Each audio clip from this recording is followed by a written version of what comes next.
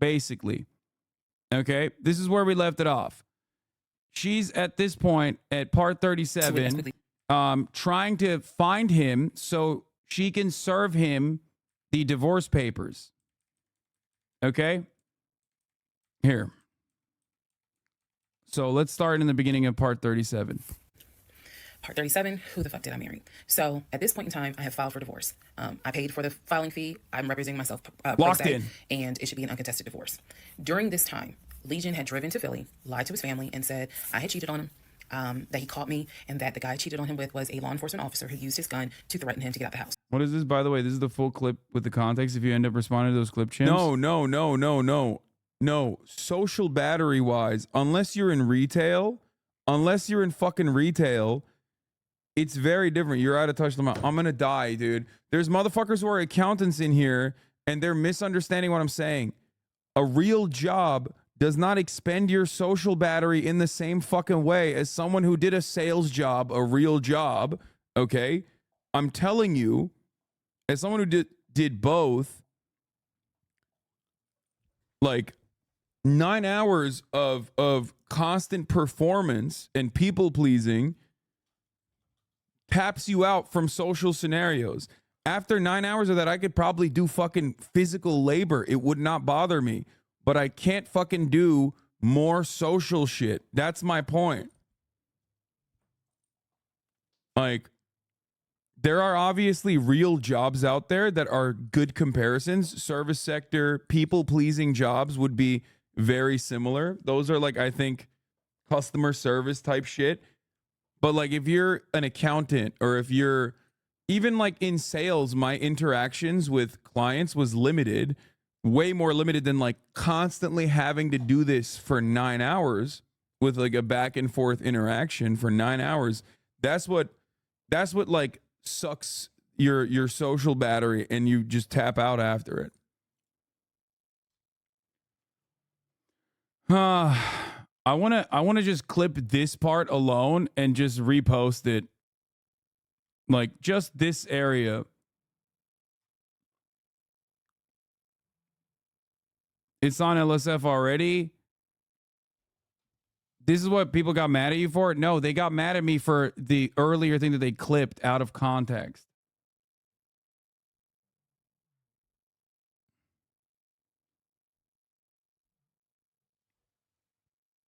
It's all over Twitter. It's on Dick Cerdo. Everyone does this shit where they like, there's an entire industry dedicated to just like ritualistically bullying and humiliating streamers. Okay, Dick Cerdo performs this role as well.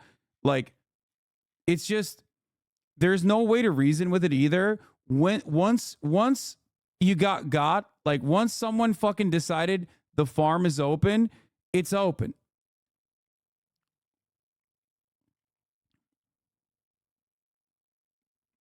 And then it piles on, like I said. It piles on into someone clipped the original to like a sentence fragment that is objectively a very good statement to make a point, lol. No, it's just, that's it. It's just,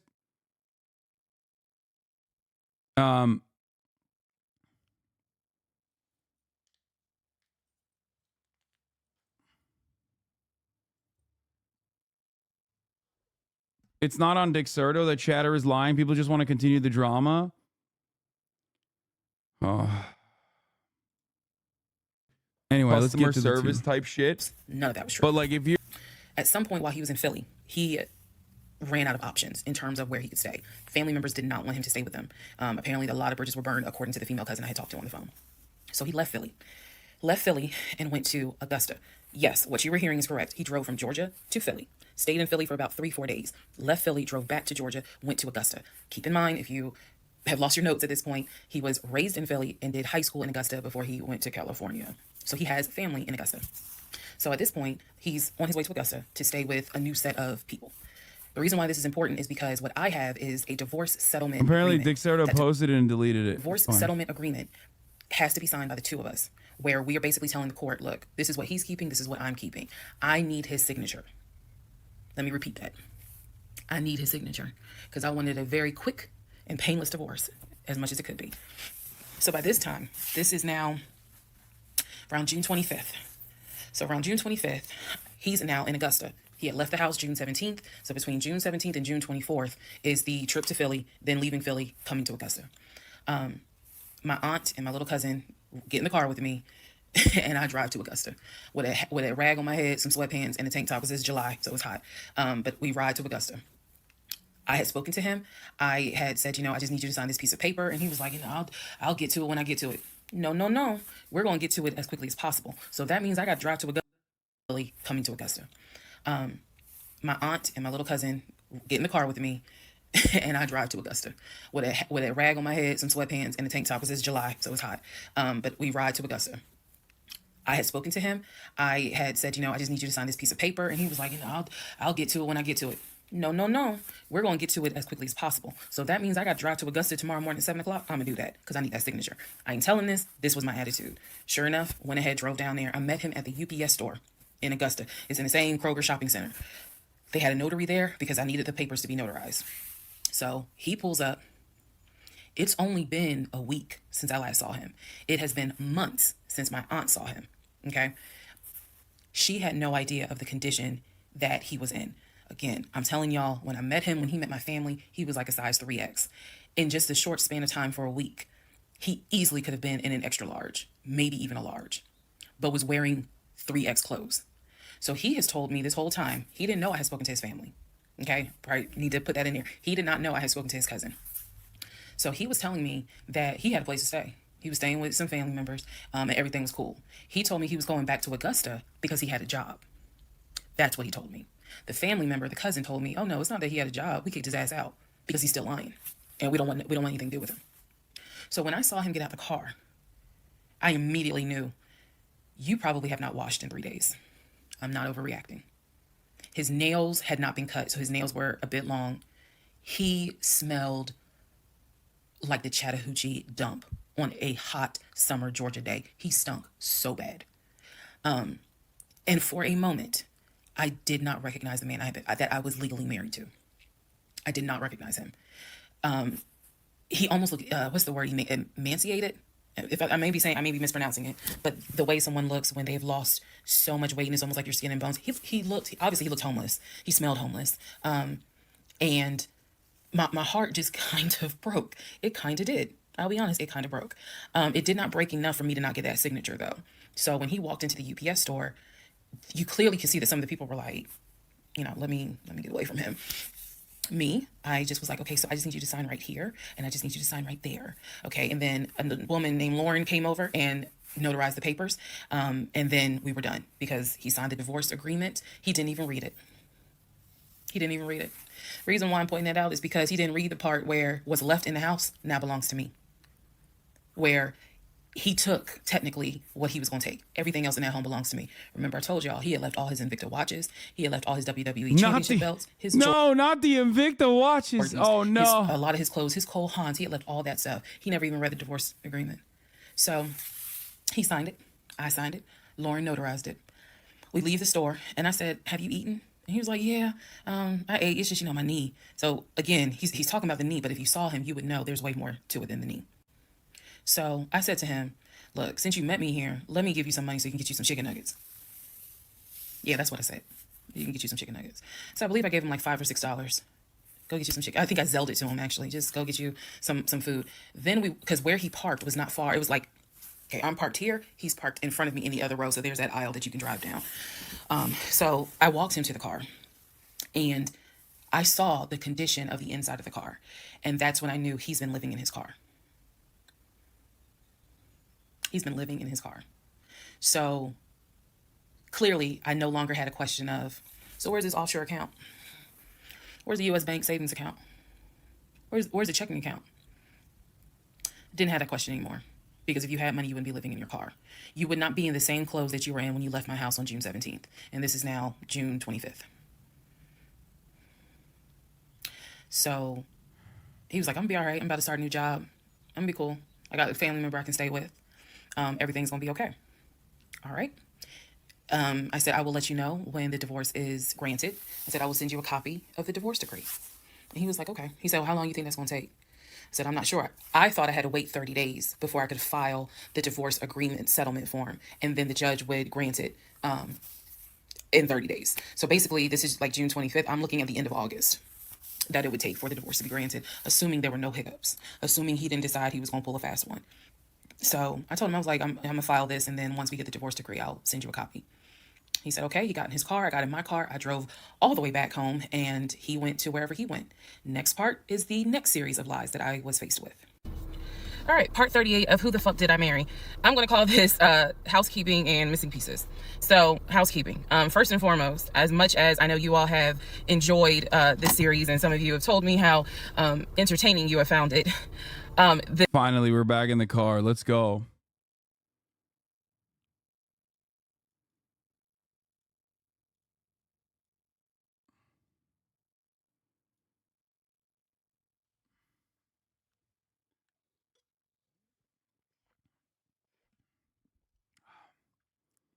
The story will be done this weekend. So in other words, I don't care how many parts I got to film, it will be done this weekend. We're not going to drag it into the new week. It's not going to be done this weekend, I don't think. So I just want to let everyone know that. So please be sure to tell your sisters, your mamas, your aunties, your cousins, your best friends, hey y'all, go ahead and watch all the parts, because she's saying she's wrapping it up this weekend. But I'll leave the playlist up, so don't worry. Also, let's see. I'm sorry for the people who are like, I keep talking really slow. I didn't know that I was, and they're like, you're just long-winded. I'm very detailed. So that's probably what you're feeling, is that I'm detailed, and I'm trying to get everything out, again, in a responsible manner. So you all have asked me if I will do a live. Yes, I will. I don't have any issue doing a live. I feel like if you're gonna put the story out there, you know you're gonna get questions. So if you stand on business and you stand on what you said, do the live. So yes, I will do a live, and I will let you all know when I'm gonna do a live. So it won't just be some random shit. I will actually do a live and let everyone know. So that way, if you have questions, bring them. The issue with doing a live is that I need moderators. So because I just anticipate a lot of people have questions, and I'm just one person, and I don't want to be accused of she's ignoring my question, which means there's holes in her story. Y'all, we all know how TikTok is. So, but I will absolutely do a live. That's the housekeeping. Missing pieces. So when I said before that it's important to me that I'm responsible in how I tell the story, meaning I'm clear and I go in detail, I realized that I left out some missing parts, and it was brought to my attention by a number of you. Thank you, because I'm all for accountability. I did not go into how my ex-husband Legion left the condiment company and then went to Apple. I also did not go into detail on when my mom came to visit. Both of those were in the month of April. I was going to go into detail a little bit more on the Apple situation because, as you probably have figured out, of course something came out later on. But nevertheless, in terms of April of 2021, my mom came for a visit. She lived in Arkansas. She came to visit us. She came to visit us after we had that whole sexting on Facebook incident, and just after we had started marital counseling. There were no fireworks during her visit. Nothing was weird. I did talk about how my family has always been there, and if you spoke with my mom, she would tell you she didn't see anything out of the ordinary, but there was something in her spirit that just didn't sit right. She didn't talk to me about it at the time. She did not raise her concerns. She simply, when she came to visit, we welcomed her with open arms. Legion was excited to meet her. She was excited to meet him. We took my mom out to eat. It was a typical, very quiet, non-active visit. I didn't know what my mother thought until later on. So she didn't share with me during the visit, something don't seem right. She and I sat in the guest room talking. I never told her anything that was going on. Number one, because again, it goes back to that mindset of what happens in my marriage needs to stay in my marriage. And I talk about how I didn't think looking back, it was not a good idea that I told my aunt what had happened. My aunt is not the type that's going to tell my mother. In other words, if you confide in her, she keeps it between you and her. So my mom never knew that there were any issues. And so there was nothing for her to be on mama bear mode. Had she known, this would have been a very different trip, but she didn't know. So she did come to visit. Everything went fine. He and I put on a united front. Oh, we're so happy. We're so, in love. And yes, behind the scenes was a whole different story. He talked to her about how he was looking to buy a house, and how he told her how work was going, how his job, how his job was going, bragging as usual, which I had. Thank you, Undying Machine, for the 10 community gifted subs, allowing 10 people to be also locked in and not have any interruptions at the top of the hour. Here's a 3-minute ad break now. For those of you who haven't subscribed, you will see an ad break. I'm not gonna lie, I'm not fully locked in. Okay, I'm not as locked in as I was. I'm trying to find the longer clip that I just showed on stream, like this sequence. so I can post it on Twitter. Okay. I feel like I feel like this is more drama, and I feel like I'm losing. You know, I'm losing out on the.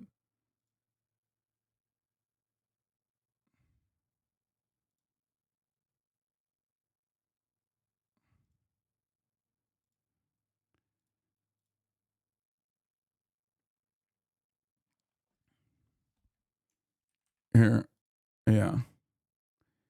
Wait, how do I get the Comrade Lamb? I retweeted you, but I'm just gonna fucking post this. I'm gonna say it's wild how this completely out of context clip made its way to Twitter so fast. I was talking about how much a 9-hour stream eats away at my social battery and how I can't socialize after. Comparing it to my sales job before, I recognize how fortunate I am every day. And I was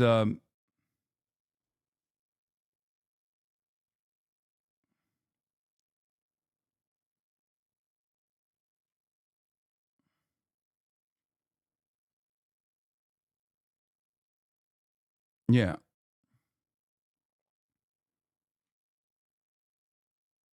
You can post a clip, but it may not spread like the hate does. It doesn't matter.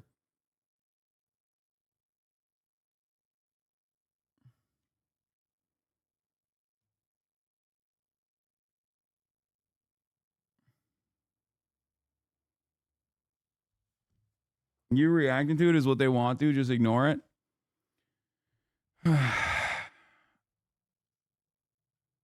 Stop interacting with that dude. It's fine to.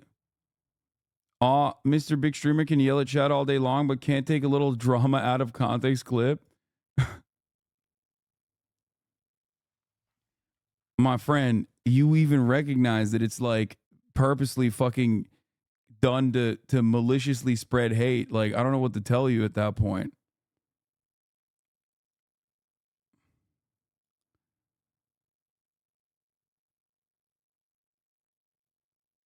Like, you're proving the point I was trying to make. You know what I mean? EMO-HasanAbi JPEG leak? No, that's I used that already in my.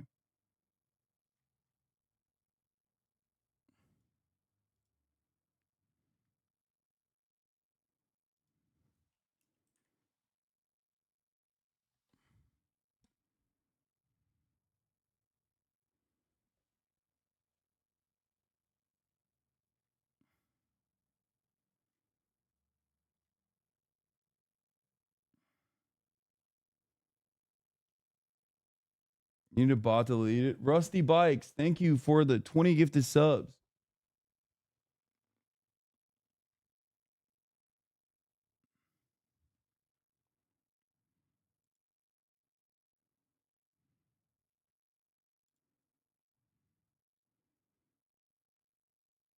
Social battery wise, unless you're in retail,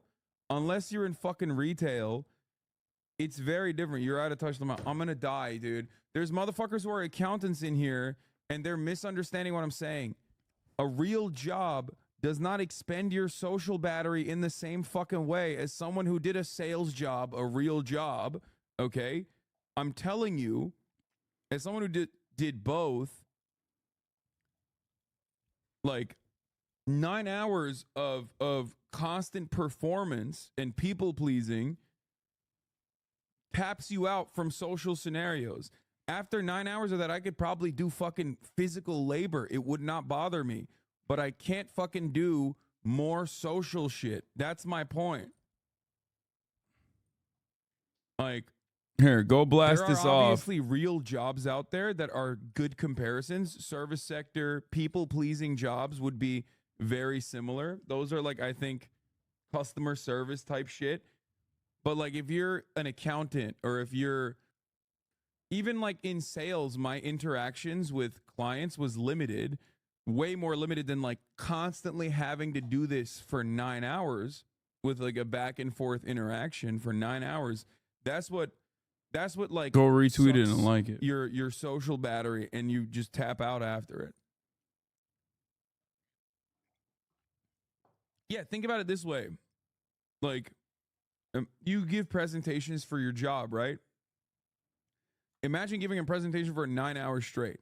it's like after a while you would be like, I don't want to talk ever again.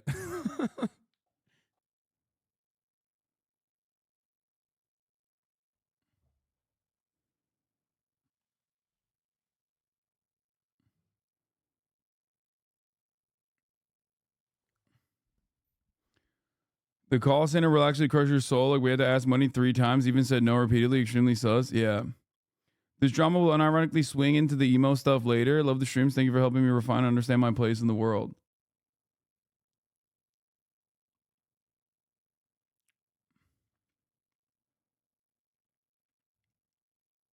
Pass. It was a bad take. Let's just move on. Because imagine a soul crushing job and then you still don't have money to take care of your family. Yeah, I famously say work is not soul crushing.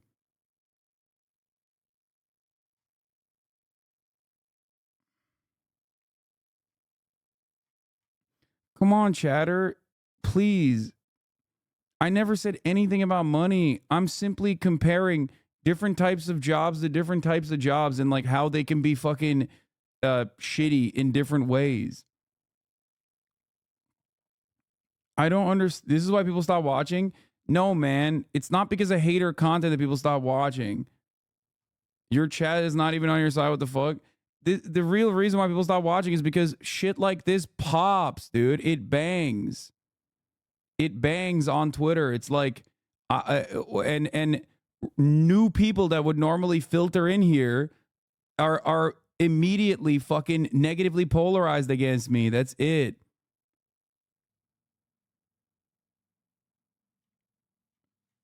King Henry IV, thank you for the 50 gifted subs.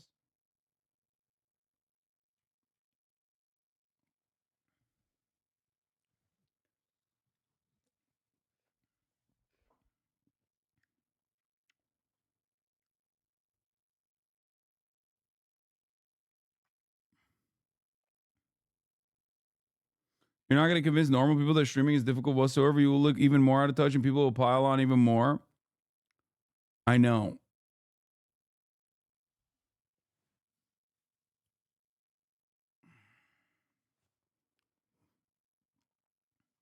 It's crazy because it's like, of course, a normal job is infinitely fucking harder than streaming. That's 100% something I talk about all the goddamn time. I talk about how fucking fortunate I am all the goddamn time. I clarified in the fucking clip too.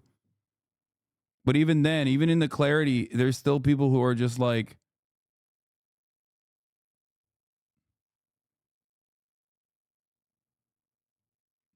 people who are still going, no, I don't believe it. I don't agree with you. In this chat, even. And the irony is like, this is also another part of the problem, which is that like the thing that every single person hates is the guy who misconstrues the point, right? Everyone, this is like beyond politics. Everybody absolutely fucking despises the guy who goes, oh, I guess you hate waffles, buddy. And yet, that's what like 95% of what I do is nowadays, is just like having to deal with people who are constantly going, oh, you said you like pancakes? I guess you fucking hate waffles. Fuck you. Why do you fucking hate waffles? I hate you. I love waffles. And you said you fucking hate waffles.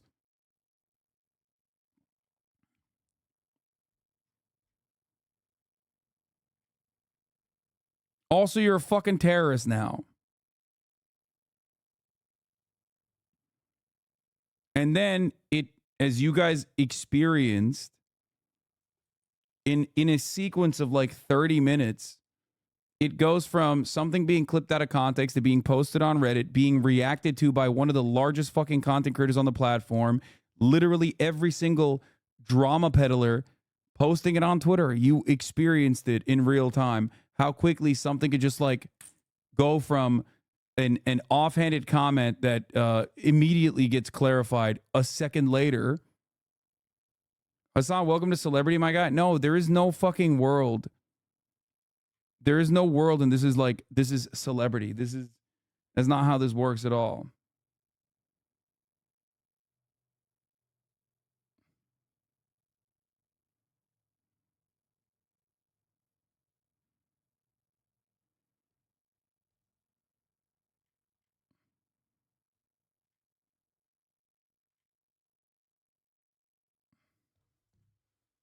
Nobody gives a fuck about celebrities to this degree because celebrities are not accessible. I'm not a celebrity. Okay? That's the difference.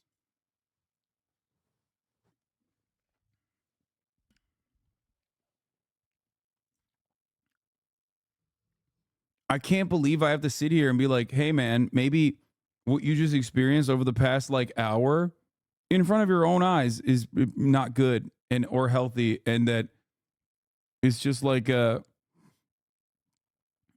just like an organized hate raid every fucking day that I have to deal with. You are a sub celebrity? Not really. Hmm.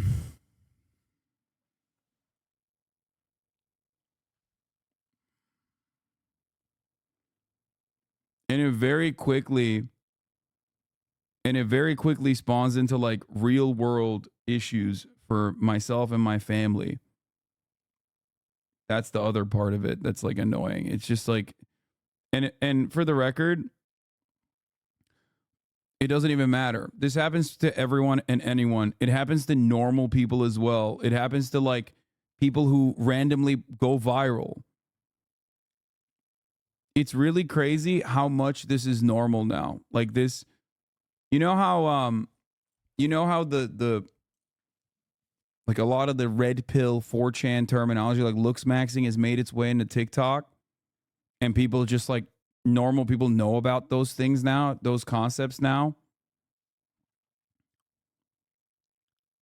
I feel like the other part of this that feeds the algorithm, especially on Twitter too, and even on TikTok to a certain degree, is like these hate campaigns, right? Oh, like we caught him. We caught him saying something. Doesn't matter what the context is. This makes him look bad. Basically, the lolcow culture has now become super normalized. It's front and center in the way that like so many people fucking operate. I was a barber for 8 years and stood for 8 hours a day with no lunch breaks, no benefits during COVID. And I still think about how easy it would be to get back to that. I empathize with people. I empathize why people think streaming is easy. I'd say the same thing from the outside, but it's simply not true.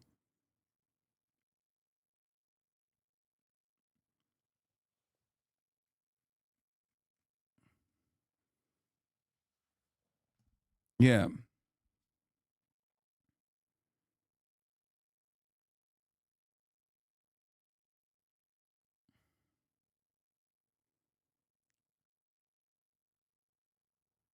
Even when people just pop off with on one small TikTok video, they can garner a vicious crowd of hate and harassment. Yeah, like that. Um, there's a reason why like that librarian guy, he's such a kind soul. He's such a fucking kind soul. And like he got ritualistically humiliated by some fucking Nazi in his fan base. Like people were calling him a pedophile and shit. And like he's now taking a like he's just leaving the library. It's so heartbreaking that people just like normal people that get like a touch of fame, even they legitimately experience this like psychotic backlash, and it's so fucking normalized at this point.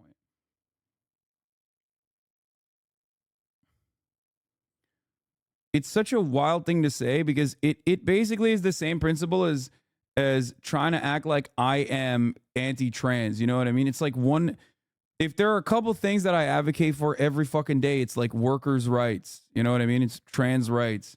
To turn around and be like, oh, dude, this guy's transphobic and anti-worker is so dumb. It's like, you're insane. You're delusional.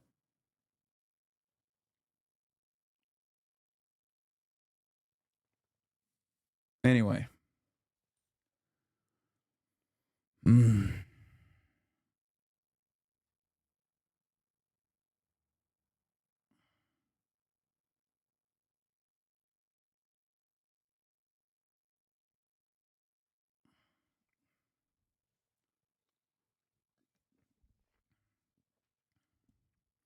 Yeah, Twitter and Reddit are the two platforms that are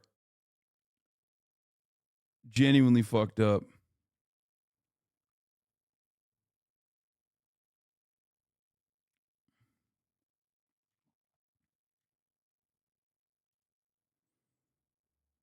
I work 9 hours a day that consists of phone calls, interviews, and computer work, and it's draining. I drove home and literally have no energy to make dinner some nights. This man is allowed to be tired after working all day. Yeah, but it doesn't matter because, like, I don't think people consider that work. That's it. Like, that's the whole. And the entire YouTube commentary industry. No, there's still plenty of great commentary people on YouTube.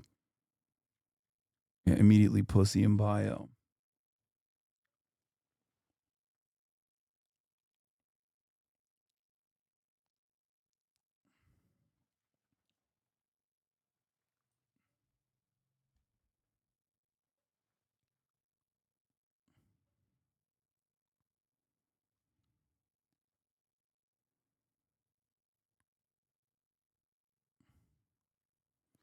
If D said the same thing, this wouldn't be a thing. Destiny probably has said the same thing. He's a streamer. He knows. He knows I'm fucking. He knows exactly the point I was trying to make. He probably agrees with me, but it's infinitely more fun to fucking stoke the fires and utilize his audience because he's disingenuous. He's a disingenuous hack. Anyway, let's continue.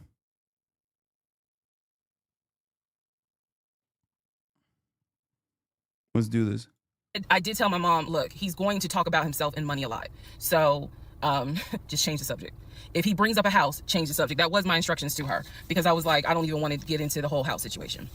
So other than that, uneventful. Now, once my mom left, this is still in April, everything was fine with him at the condiment company, as far as I knew. Everything was fine. What ended up happening is he randomly came home one day and starts complaining about changes that are going on at the company. When he started complaining about those changes, it was things like, keep in mind, he is not VP of the company. He was VP of, I keep getting it wrong, but I think it was VP of production is what the memo says. So he was not the second in command for the company. He was upset that he was being blamed for production stats, that the production was down. He was upset that his plant manager apparently had resigned. He was upset that some of the policy changes that were coming into play that would affect his plant. These are the things that he was coming home and complaining about. Literally. He would complain. He started complaining Monday. By Friday, he said, you know what, if they continue doing this, then I just need to find another job. He was like, I think I'm gonna call my homeboy that I work with at Apple and I'm gonna see, you know, what they have available. Yes, there were red flags going up. Of course there were. At this point, we're not even dealing with United Nations of red flags. We are dealing with the Olympics. We are dealing with the parade of all nations. Everybody got a red flag. So when he said that, I was kind of like, okay, because I had become numb to all the antics that he did. I was numb to it. So he literally said, I think I'm gonna call my homeboy and I'm gonna see what's at Apple. My response to him was, well, what about your salary? Would you take a pay cut? He was like, no, I'm not gonna take a pay cut. Like, I wouldn't leave unless it's gonna be the same amount or more money. Y'all, the next week, last week of April, I'm at work, minding my own business. He calls me and tells me, I've decided to resign. You what? I've decided to resign. Don't worry. Don't get all crazy. I had talked to my homeboy. There is a position at Apple, and I'm on my way there now to go and meet him so that I can get some information on the position. Resign from Big We're Mustard. married. So what I said to him was, well, will you get all this in writing? His words to me were, of course I'm gonna get it in writing. I'm not stupid. You know what? I don't even want to talk to you no more. Click. That's the end of April. So that is how I was introduced to this Apple job. Again, if you stick with the series, you will find out exactly what happened. But that's how I was introduced to the Apple job. It literally was in a span of within 2 weeks. And he resigned from the condiment company and immediately said, I'm going to move over to Apple. Just wanted to clarify that. So, oh my God, we're chat. I know we had some drama and shit, but right now we're gonna move on to I'm gonna have to put a pause on this, or rather, wait, where are they? They're not here though. I don't think. Are they here? No, no, no, no. Johnny and Jake are here, and I'm gonna get fucking emo as hell. Step Bob 69, they give the fire 2-1, give the subs, but I don't think they're here, so I don't know why he said he's here.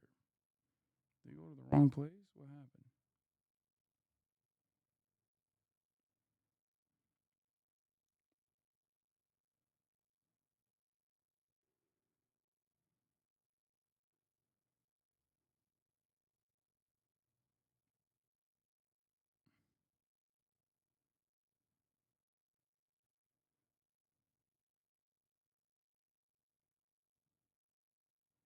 Oh.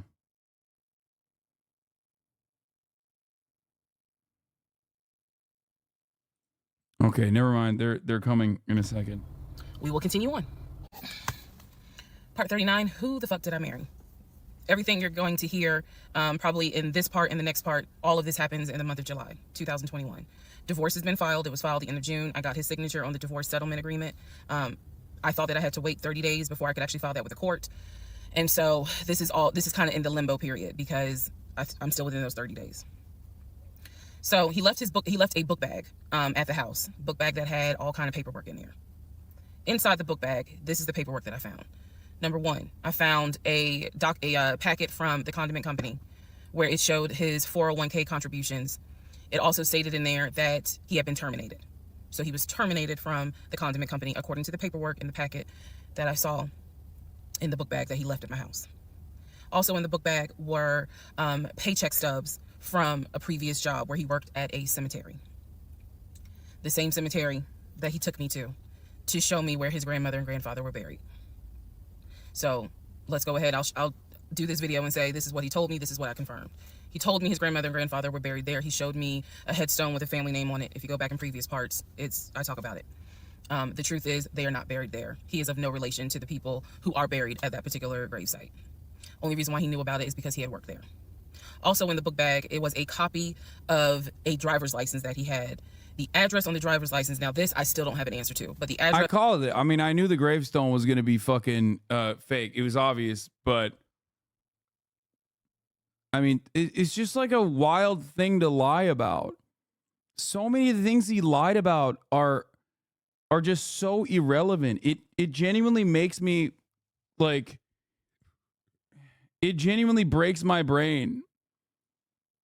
Like, it doesn't make any sense to lie about these things at all.